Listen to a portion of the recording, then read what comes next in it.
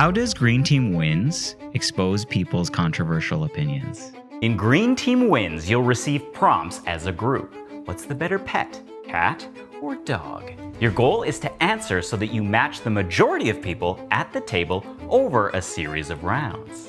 How does Green Team Wins expose people's controversial opinions? You're trying to write down what you think everyone else would think. And so that's where you get people who write something down that they assume everyone else thinks. And it's actually very out to lunch with what your group might think.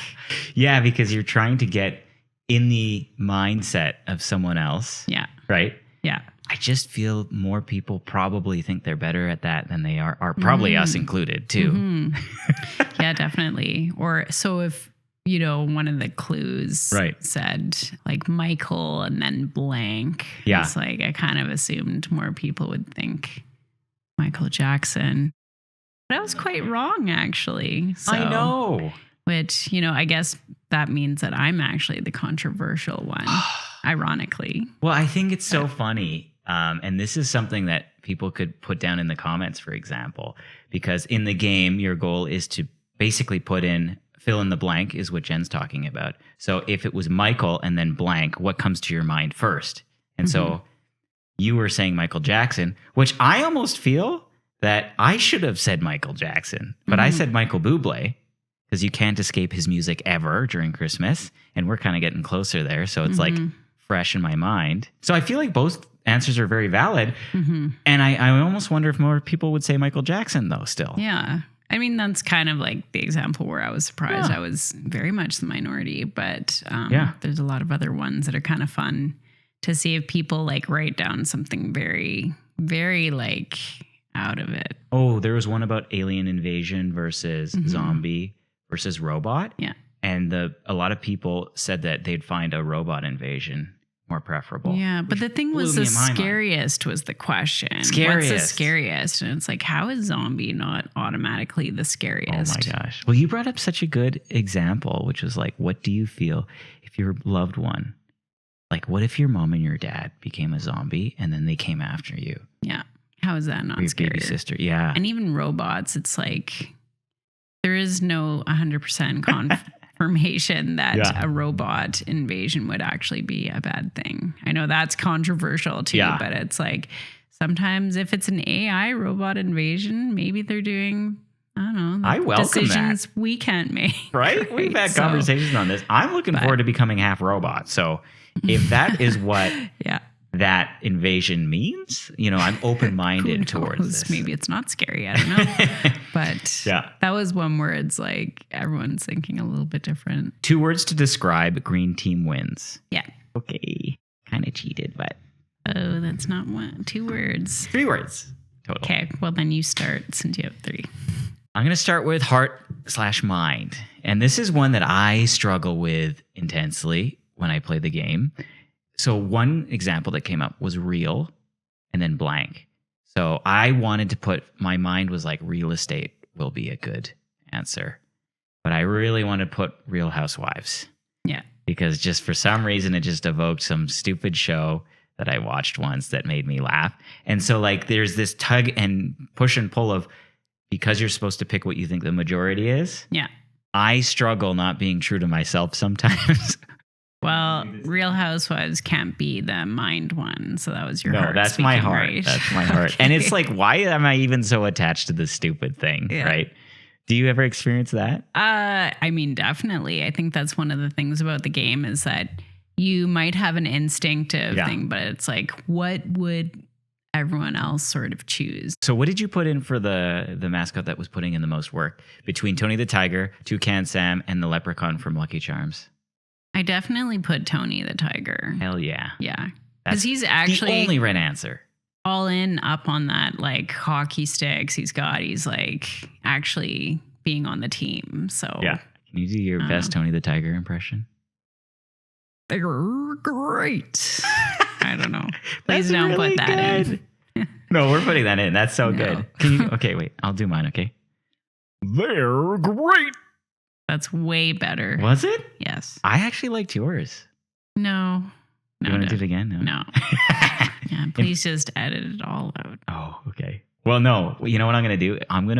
We're going to put yours in and it's going to be horrendous. In fact, I'll put it in post and then I'll put mine in and I'll actually just put Tony the Tiger's voice in and they'll be like, oh my gosh, he was amazing. That's so funny. Fleeting, I put because you're on the green team 1 minute and you're allied sort of with other people who agree with you or you get the same words. So you're like, you know, talking to them, being like, of course it was Rubber Band. Like, Rubber Band is definitely the one to do. That's and right. so you're just like, yeah, we're great. And then the next minute, if you're not on the same team, you're like, why would you think like that? Isn't that so funny? Yeah. It's like they betray you. You're like, I found a brother in arms. Yeah. It's like, we think so alike. And then it's very fleeting. You're just like, why would you say that? That's so true. That's so true. I'm like staring because they had some sons and daughters that were very young there. And I'm like staring this young girl in the face and I'm like, we are the same, you and I. And then of course the next one, it's like blank band and she puts brass band. And I'm like, come on now. Like we've just decided that we're no longer friends, you know? Yeah. So very fleeting. The camaraderie is just out. That's so funny. Yeah. It's true, really true. Yeah, and you can have like a streak of being on the green team, which means it's such an advantage. You get more points if you're on there. But as soon as you drop down to the orange team, you can go through a whole streak of nothing. Yeah. But even if you tie then, right? Well, that's where I felt like you and I, because we just kept going, you and I, where we were really matching with what we were saying. So we kept being on that green team win streak.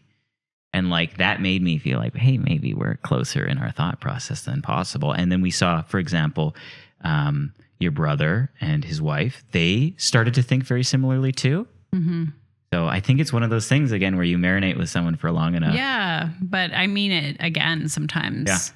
I thought it was interesting. My brother and I thought a lot of the same words. And then my dad and I, who's like an old British man, I was basically the only one who had consistently similar things to him, I'd say. Does that make you feel weird? Because often you'll be like, I don't know about what you're doing, Dad. I think we're not weird. I think everyone else is weird. Yeah. We're classic. It's funny though, like, what's this other one? Dissension, I would say. Because there's on occasion ones like you're talking about where you think that should be it. Yeah. And then it's not. And then everyone's just arguing on why. Like, why on earth would you choose donuts over bagels? And it becomes this huge kind of friendly argument. And I like that about this game. It's kind of like that critiquing of things, right? Sort of jostling. That's why I put teasing. I think there's very similar in the sense that you're just ribbing other friends or family because you can't understand their perspective. And I would say that the controversial aspect of it doesn't really come out necessarily in their answer, but it'll come out in the way they explain themselves or like dig themselves into a very deep hole in which they cannot escape. So a lot of dissension and teasing there, I guess. Right. Yeah. So, I mean, like, do you feel closer or farther away from any of your family after learning some of these hot takes from them? Keeps changing, the fleeting. So yeah. Okay. But it's a good one for that. I think if you played this far enough or long enough, you'd really see who you actually do probably think most like and connect most with. Probably. Which I think is interesting I think psychologically. The two kids kind of did a lot. So, because they're around the same age and in school. Totally. So, what situations do you think this game might actually shine?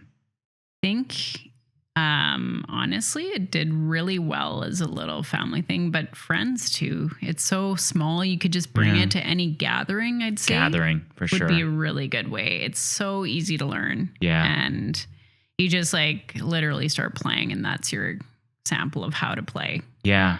And so it would apply itself very well to maybe a group of people who like to discuss things a little bit or over discuss as my family does. I think you're absolutely right that this is perfect for any family gathering where you have a wide variety of people that you have no idea what their skill set with gaming or even understanding rules might be. Yeah, I would say like anyone could play this game. Yeah. Essentially. And one of the things about it too, I find is they have a numbers on it of how many people can play this one. Sure. But really, I'd say you're not actually super limited to that because it's quite simple. So if you want to tack on the extra people because you don't want to eliminate anyone from playing, you could just do that. We could bring these and just write down instead of the given components, or just buy 2.